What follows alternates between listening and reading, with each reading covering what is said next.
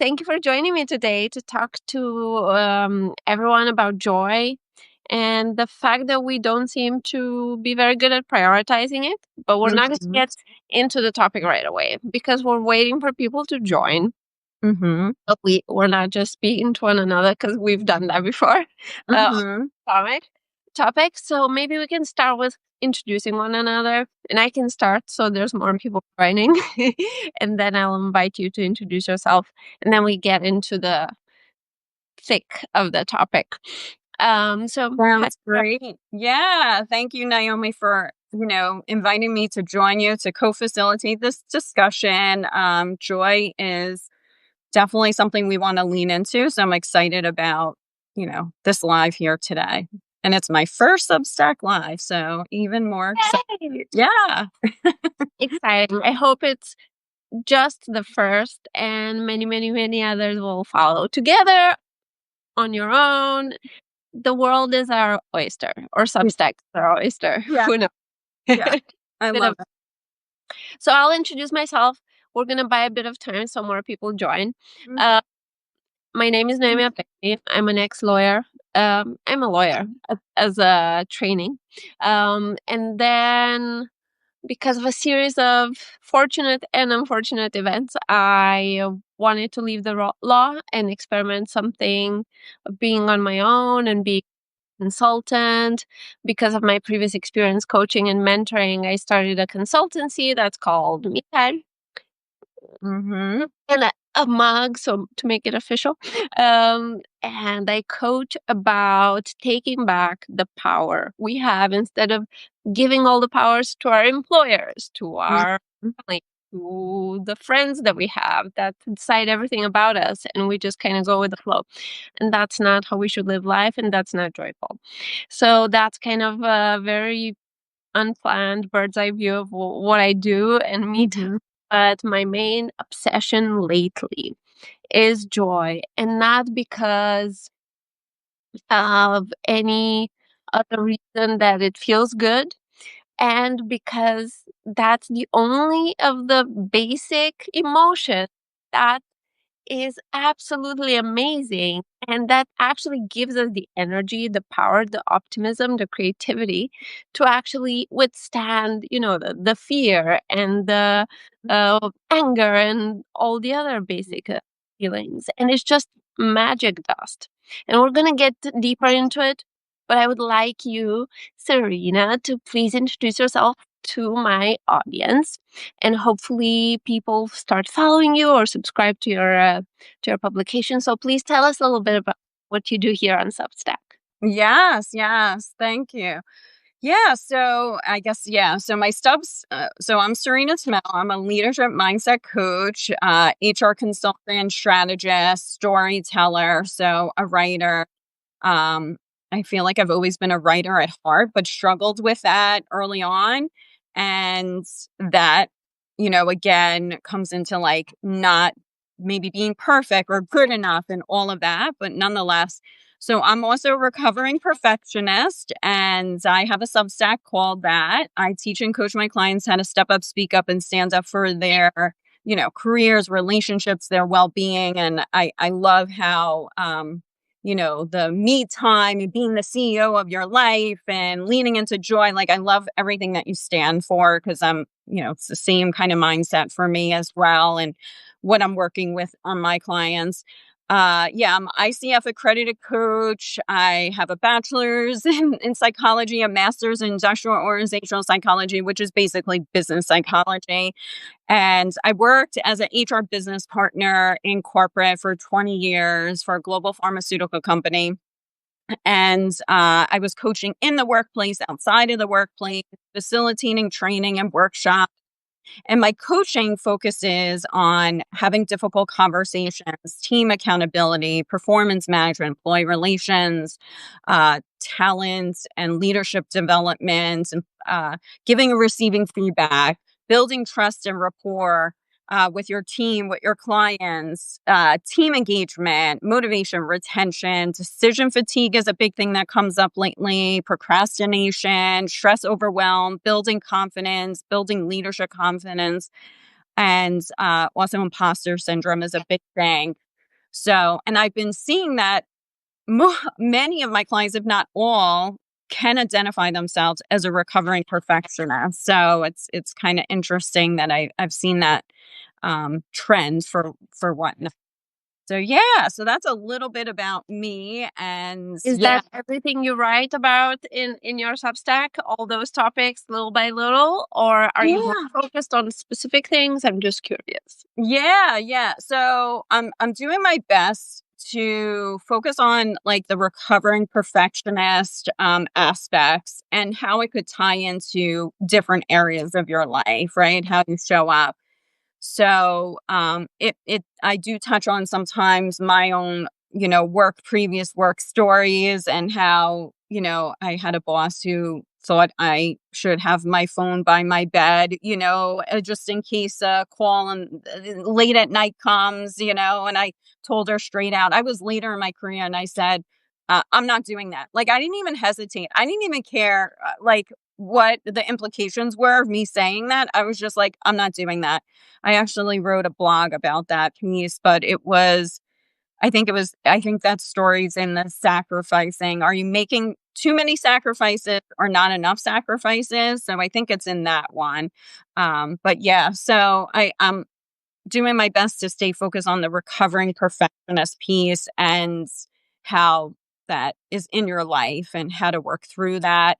How do we embrace it and know that it's a superpower? It could be a struggle, but it can also be a superpower if you know how to lean into it, right? And work for you. I have an advantage that I've seen from recovering perfectionists because when we were planning this live, you were very organized. We're like, we need to have a structure. And I'm like, structure.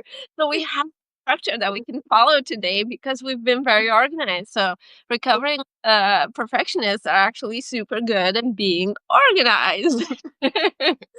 And Bullet that's points. great. Yeah. I'm all about headings and making sure everything is organized and the topic is structured and all that stuff. And once a lawyer, you're always a lawyer, I guess. Unfortunately, maybe I don't know. No, I'm a fun lawyer. It's good. It's fine. So I'm looking at the list that we created together. Yeah. Sarina, thank you so much for the introduction, first of all, and thank you for everyone subscribe to Recovering Perfectionist. It's a superpower if you know how to frame it, and Sarina helps you with that and all of the different other psychological challenges you might be facing around organizational psychology and other things. Mm-hmm. But today we're talking a little bit about something that seems off topic, but not really, which is Mm-hmm. joy. And I would call joy, because we're moving into defining joy. I would Yes. call joy food for the soul. If Mm, we have food for the body, drinks, everything that we put in our body to stay healthy and strong and have energy to move, joy is what you put in your soul in order to move on, to go over difficult challenges, to dream and move into action. If you don't have joy, it's very difficult to find the energy to move. So I became obsessed with the huge realization I had about myself that we're so stingy with creating joy for ourselves. So that's what me and Serena decided to talk about today. mhm. How to prioritize joy instead of being like, I'm only gonna do it if I have $1 million in the bank or anything like that. But I would love to ask you, Serena, what is your definition of joy? And it's not no pressure. It's more like kind of just to play with the concept and make it more tangible, so then people know what we're talking about moving on. Yeah, yeah. So joy, I feel like joy or joyful moments are more like that feeling when you're in the flow, right? Time expands and you feel like this deeper connection to yourself, to other people. I feel lit up by life. I feel elevated.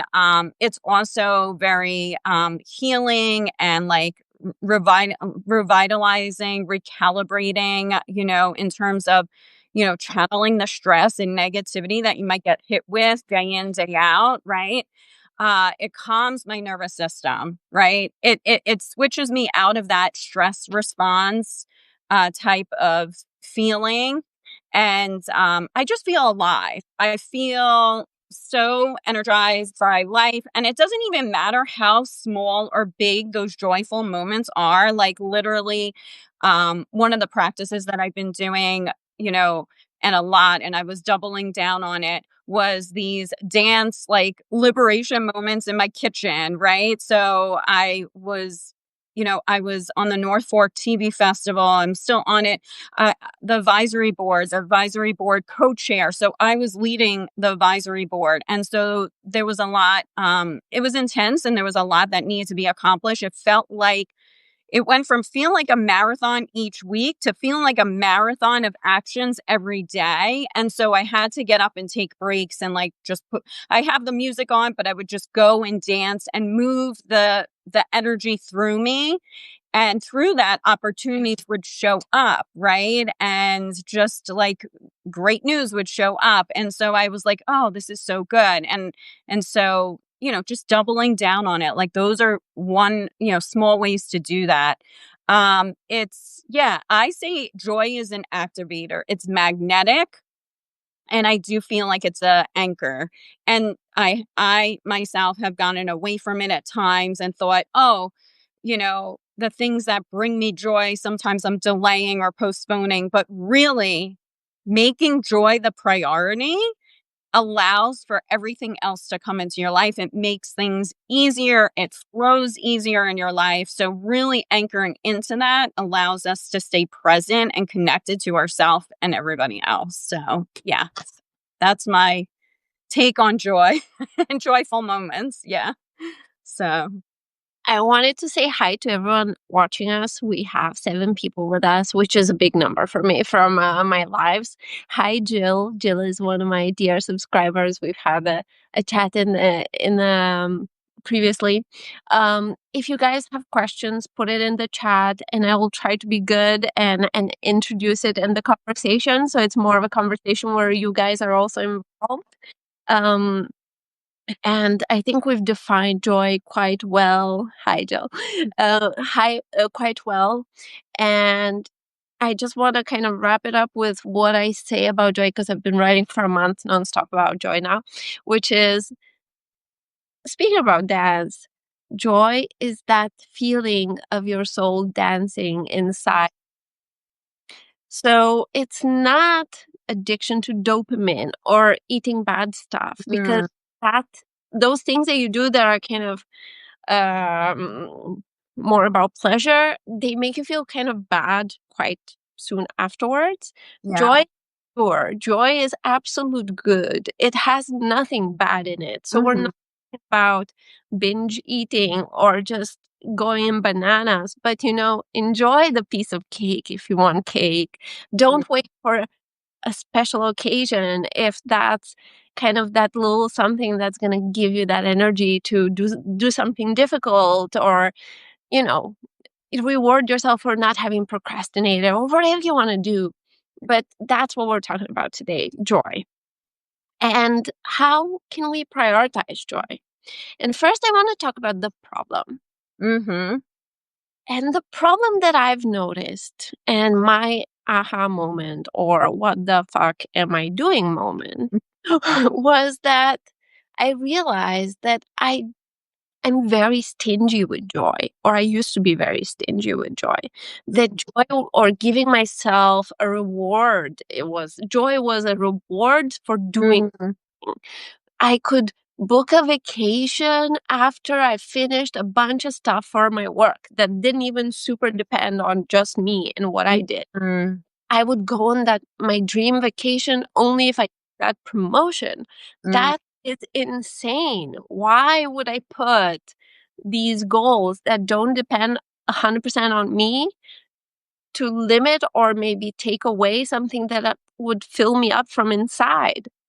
So I've made an experiment of my life since last December, Hmm. and I decided that's it. I'm gonna just follow my joy, and I'm Hmm. gonna add joy in every single day. And we don't need to earn joy. I'm just Yeah. gonna do it because it feels good, because I love myself, because I deserve it, because I don't need to prove to anyone that I need to earn joy. So I would, I don't know, wear red lipstick around the house just because it makes me feel good. I would, I don't know, really silly things like get a new workout outfit for my volleyball uh, practices. So I feel like kind of cool and not the frumpy old stuff. And very small things that can, just turn your day around. A little dance party with my daughter. I'm Mhm. invincible afterwards. And just to wrap up with what you just said, Sarina, about kind of joy being attracting more into your life, it's true. I mean, you guys can try it. Start today. Start right now. Yes. Uh, the biggest, I don't know, let's say, event or thing that happened to me on Substack was that a much bigger creator than I am, Christina God from the Writers Club, Mm. contacted me to go on a live. That week, I was just playing volleyball all I could. I couldn't care less about Substack. I was Mm. trying to keep up, but I was just doing my own thing, having the best time. And in those weeks or days of joy, I was getting so many interesting people reaching out to me, wanting to Yes. That's things that exactly when it happens. It's so happen when you prioritize joy. That people don't get attracted to grumpy people, to upset people. No one wants more of that. We have it enough in our own lives. But when you focus on joy, that lights you up from inside and that attracts people to you. It's that easy. And I think we all know it deep down inside, but somehow we got trained to push it, to postpone it. So that's a problem that we're yeah. facing, Serena, Yeah. right? Yes, that's a big problem. I definitely have that on my list, and I've definitely been there and not too long ago, and it still happens from time to time. So it's catching ourselves when we're in that, oh, denying it, delaying it, almost missing out on opportunities, like because we just are not allowing ourselves to lean into joy. We're so caught up in the doing, right? Instead of the being. And joy is a being, right? It's who you show up as a presence and that experience in just life, right? So yeah, so that's definitely one of them. And then, of course, being a perfectionist, like the all or nothing, right? Why bother if I can't be the best of the best, right? Like that, this thinking, this mindset will stop you from moving forward altogether. So if there's like, say, a creative project, then or any kind of project, whether it's writing, creative project, any kind of risk you're looking to take in your life, um, something that you just want to accomplish that you just keep thinking like, well, why now?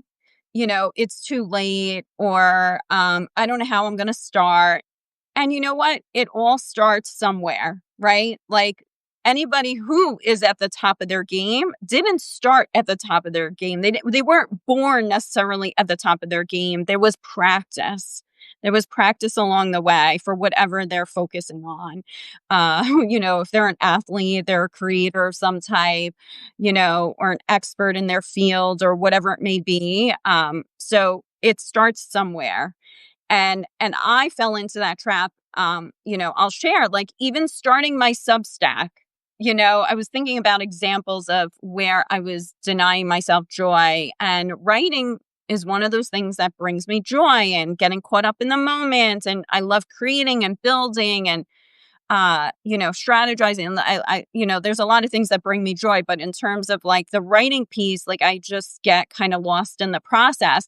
And I had decided, and I still have it up there because as a recovering perfectionist, I wanted to like show people that, hey, I'm there, and it's not so long ago, and I still struggle with this from time to time.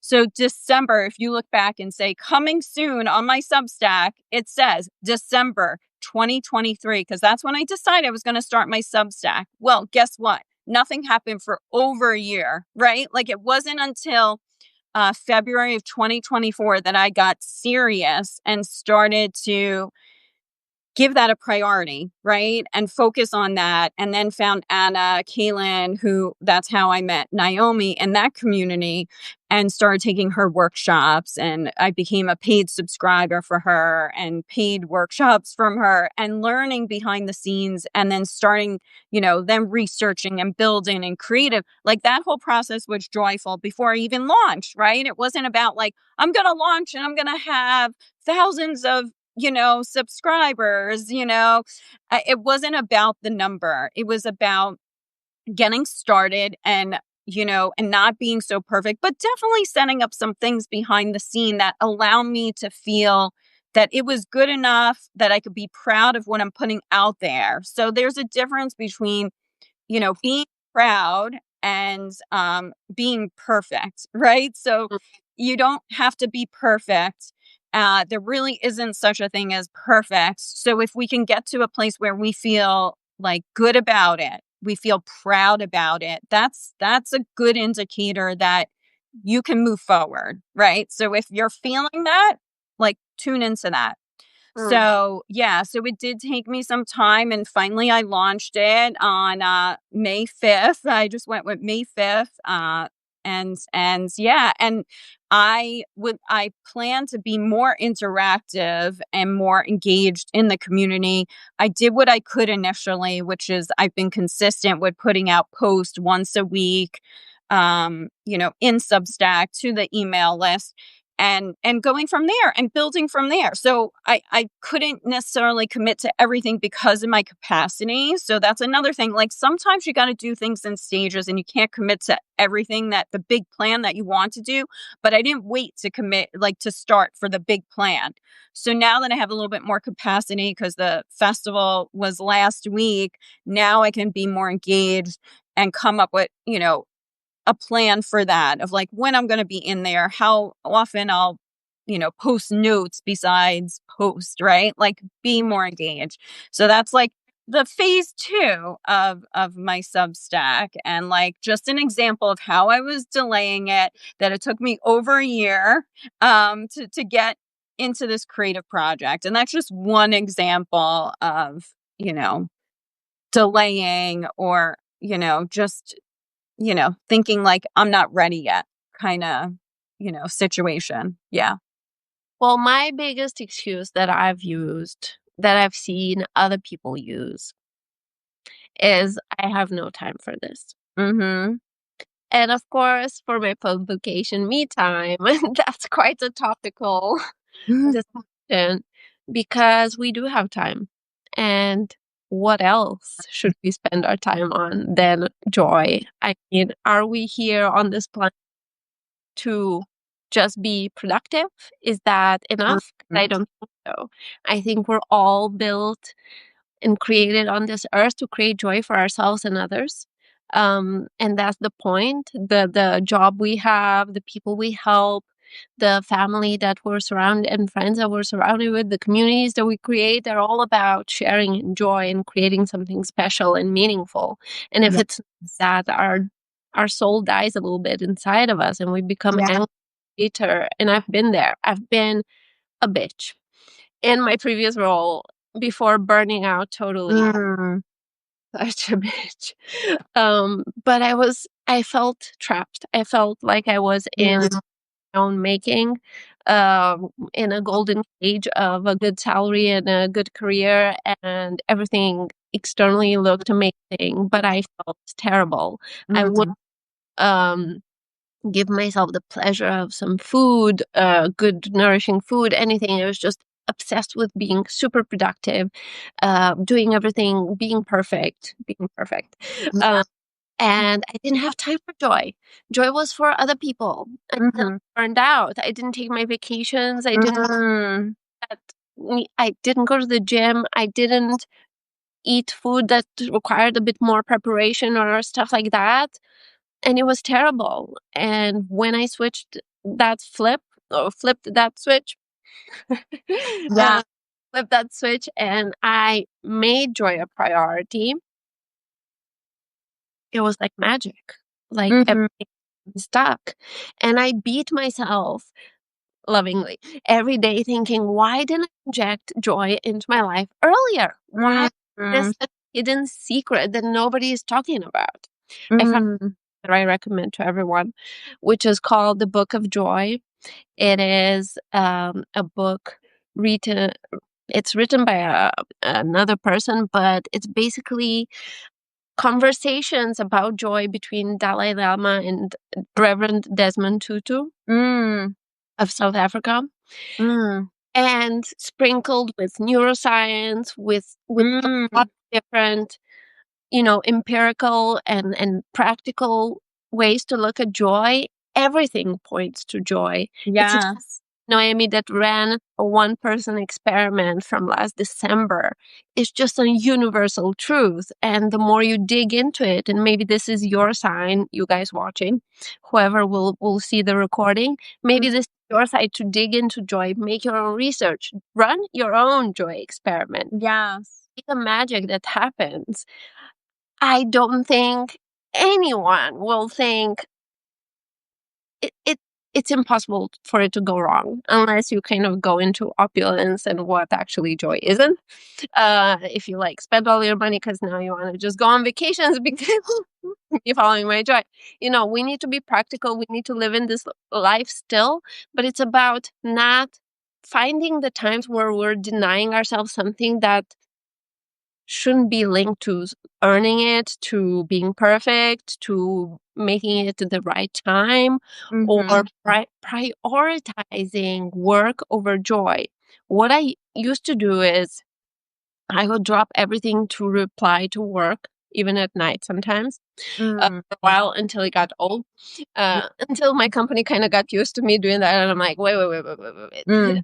I was helping you on certain occasions, and now you're kind of thinking this is the normal thing I do, and that's not the case. So I started booking joy into my calendar. I didn't know it was booking joy at that point. I'm just looking back and figuring that kind of how. Yeah. No, it's essential. It's essential to make it put it in your calendar. Otherwise, it's not going to happen. So, yeah. Exactly. And we're going to talk about that because Sarina has a good practice about it. But one of the things that came up yesterday, I was on Substack procrastinating, and it was Justin Welsh talking to Hamish, I don't know his last name, the founder of Substack. Mm. And one of the questions, I don't know what the question was, but Justin was the way I build my day now because I want to live a fulfilling life is that I put in my day the things that my soul needs, and then I add the things that I need to do. And Mhm.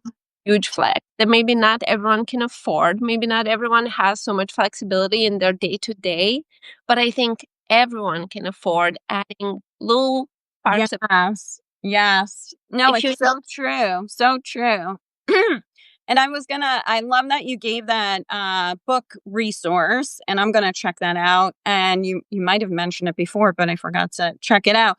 But I have another book resource that I was gonna give as part of how to bring more joy or how to make it a priority. One of my mentors, Samantha Bennett, she has a book called The 15-Minute Method.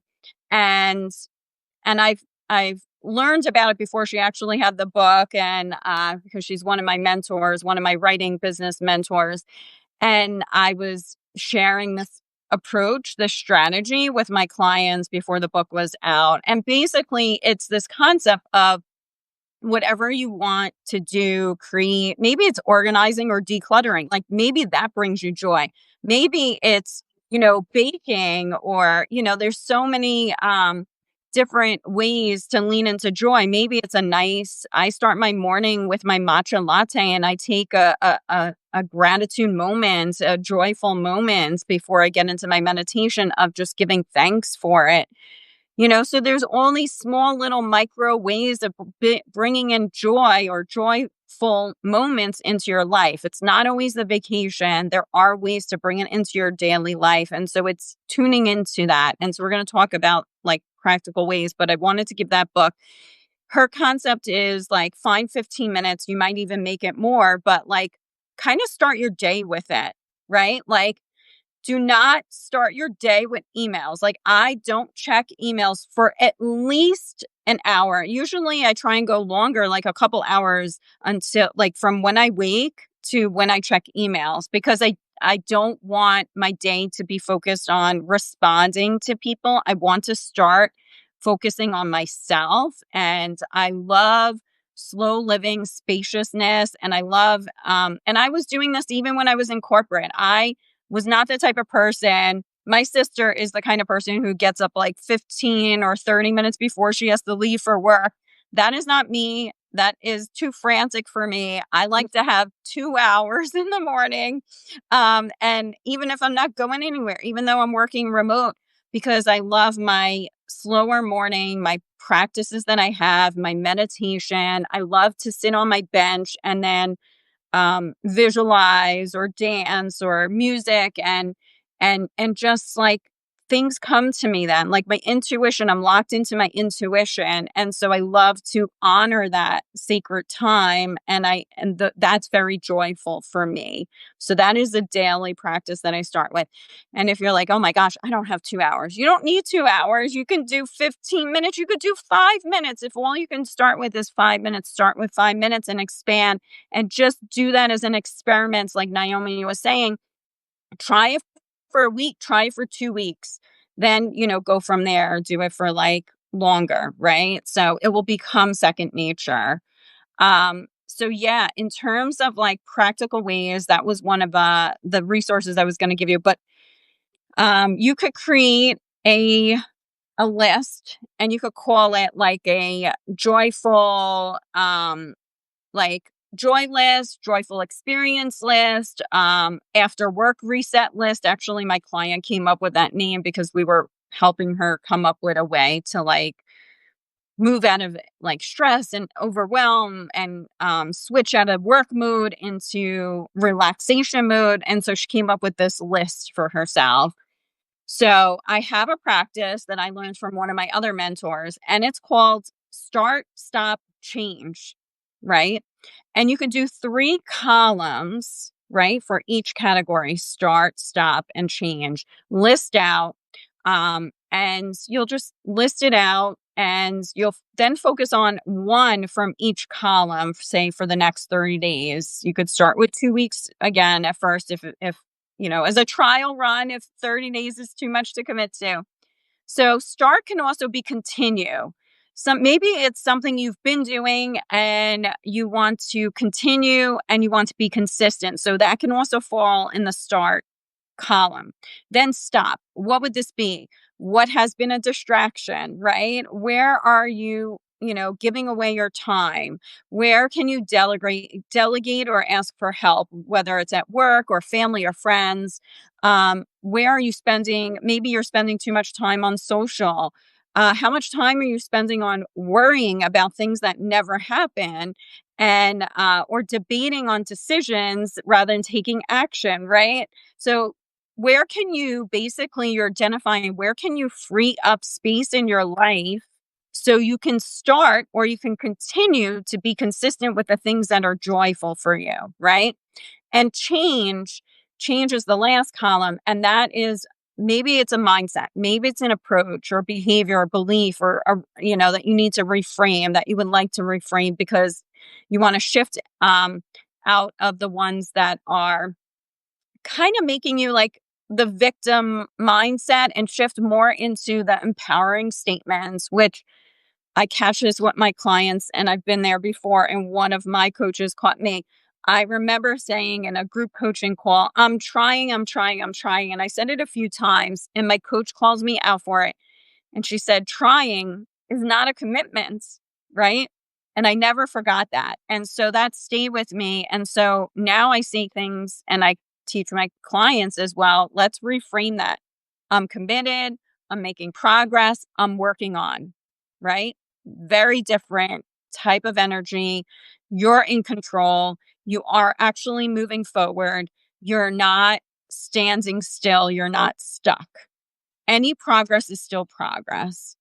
So let's keep that in mind. So again, it's start, stop, change, 3 columns. And then you could create your joyful experience list based on that. right? And start small. You're not trying to implement 5 things at the same time. It's just really one from each column, right? So, yeah, so I wanted to share that practice, kind of tied into that joyful experience list. I think that can be very practical for people as a place to start. And yeah, so I just want to pause there. That's a perfect place to pause because I have a joy list and I encourage my coaches to have a joy list. And the Mhm. reason for the joy list is easy. Sometimes when you're overwhelmed and stressed and in a bad mood, you cannot think of joy. You're Yeah. just clouded. So having something physical where I also recommend kind of how many make like short to list some things that are very short and easy to do joy. Mhm. Bigger ones that require more time, like a half a day off or something like that, Yeah. like the spa might not be super easy to do on a crazy busy day, but think of your cup of matcha or whatever that takes 5 minutes and create that list with also the time that you could do it for, just to give you kind of these ideas that you can go into when you're not feeling as good. There's another thing you can do. This is from a neuroscientist that wrote a book about, I think it's happiness in general, uh, and and moving from anhedonia, which is not feeling anything, feeling totally blasé about everything, Mhm. having living, feeling vibrant, feeling energized from within, joy. Mm. And she Yeah. has 5 V's. The 5 V's go towards what we need in our life in order to thrive. Mm. And it's basically a checklist that you need to go through to kind of see if you're giving yourself all of the things that need to happen. Mm. And I would love to tell you what the 5 V's are, but I forgot now that it's live. Document, and I promise I will DM each and everyone that was on this live, and I will share the 5 V's. But one of the V's was about social connection. And I Mm. speak about that because joy is not lonely. Joy is not something that happens inside of us. It's something that's a shared energy and it's contagious. And it's contagious to other people. The stress and anger and fear, Yes, yes. when you come into a room with good energy, people want your energy. So joy is stronger than the other emotions. It is. It's high on the level of emotions. It's one of the top level emotions. I think it's very close to love on that scale. So there is a scale out there and I've seen it and joy is all the way up there. So, yeah. Yeah, I love that. I love that. Yeah. Maybe you could put it in the comments. I don't know what happens after the live or when you reshare it, you can probably put it in the comments for But anybody else. what I do Yeah. now that we're wrapping up Yes. is that when I publish it, the recording, there's always a place where you can describe things, um, like a description to the video. So I'll put the 5 V's in there so everyone has access to it. Yeah. Yeah, I would love to see that myself. Sure. Yeah. And also the resource where it comes from. I have a guide on joy, and it's from that guide that I have it, but Mm. I remember all of the V's, and then I feel embarrassed, so I don't want to start now. No, that's okay. No, you know what? You're starting the conversation and yeah, I love it. And you're going to follow up and you're going to share and we've got another way to lean into joy and to get creative and think outside of it's just a vacation. It's just in the future. No, joy is an everyday experience. So we want to lean into that. So, and that was the whole intention of this is how can we lean into that? How can we reconnect to that? How can we prioritize joy and really something that maybe we lost sight of that we're just not making it a priority, right? We're delaying it, we're denying it, we're putting other people first, other Especially for women, priorities first, we're so we're yeah. so conditioned to please other people, which means Yes. we might spark joy for everyone around us except ourselves. So being a little bit selfish, not a lot, not forgetting about our loved ones, family, dogs, whatever, but, also putting ourselves first. You put the oxygen mask first on yourself in order to help others around you. And I feel like that could be a nice way to wrap it up. I know people in the US are starting to get dinner ready and getting the kids, spending time with your kids, and we don't want to take too much of your time. We agreed Yes. half an hour, right? Yeah, Right. yeah, exactly. Yeah. So for anyone who's watching it now or afterwards, the replay, I'd love to hear what your biggest takeaway is from today. So just feel free to put it in the chat or put it in the comments afterwards. And I would like to know, or you consider, you don't have to share this part with us, but when are you going to start with one of these practices that we shared, whether it's the book or something else, the start, stop, change practice, maybe it's a 15-minute method. When are you going to start with it to infuse more joy into your everyday life? How are you going to prioritize it, right? Like, when will it happen? Are you going to habit stack it, right? To something that you're already doing in the morning. You have your cup of coffee or tea and then you do something joyful with that or right after that, right? And so yeah, so again, initially you might have to plan it, or sometimes we always have to plan certain things or they're not going to happen, but some things are just going to come more natural to you and fall into your life. But yeah, I think this is a great way to end. Yeah, I love that we had this conversation, Naomi. It's been a joyful experience connecting with you before and here today and sharing, our thoughts about, being more joyful and just prioritizing it. And yeah. So, and thank you for, mentioning recovering perfectionist. And yeah, I'd love to have you. If you'd like to join and paid subscribers, I'm doing a group quarterly Q&A coaching type of session. So yeah, if you want more of that support like with a group, then that's an option that you get when you upgrade to paid. And I'm looking to do my first one in July. So if you sign up, you'll be able to attend that, and you can, just DM me. I would love to hear from you. DM me, let me know that you did sign up. Let me know maybe what would work for you, what day or time, so I can take that into consideration. Yeah, so that's all. Yeah, that I'd like to share. What about you, Naomi? Closing comments? I want to challenge everyone watching this now, later, and until eternity to follow your joy. It doesn't cost anything, or it doesn't have to cost anything, and it has no side effects. It will change your life, Yes. and I think there's nothing else to add. Follow your joy. There's no reason to postpone it. There's no reason to not feel joy every single day of your life, even during periods of hardship, maybe even more Uh, so in yes. hardship, because joy is what gives you the internal energy to move forward when life seems to be hitting you from left and from right. So, thank you so much for joining me today. Thank you for being part of the Me Time community. I would love to see you in a future live. DM me, reach out to me. There's a paid thing for me, but I'm not going to talk about that when we're talking about joy. I'm going to leave it at that. I'll give you some me time back so you can be with your families and start practicing joy today. Do something small for you Mm-hmm. and let us know in the comments how it went and if you feel any change in your life from it. All Thank right. Yeah. everyone.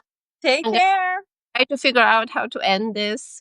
I always forget. My third live. One day, I think it's just end. Thank you, Sarina, for joining me today. Yes. Thank you, Naomi. Thank you again. Take care. Bye. Bye.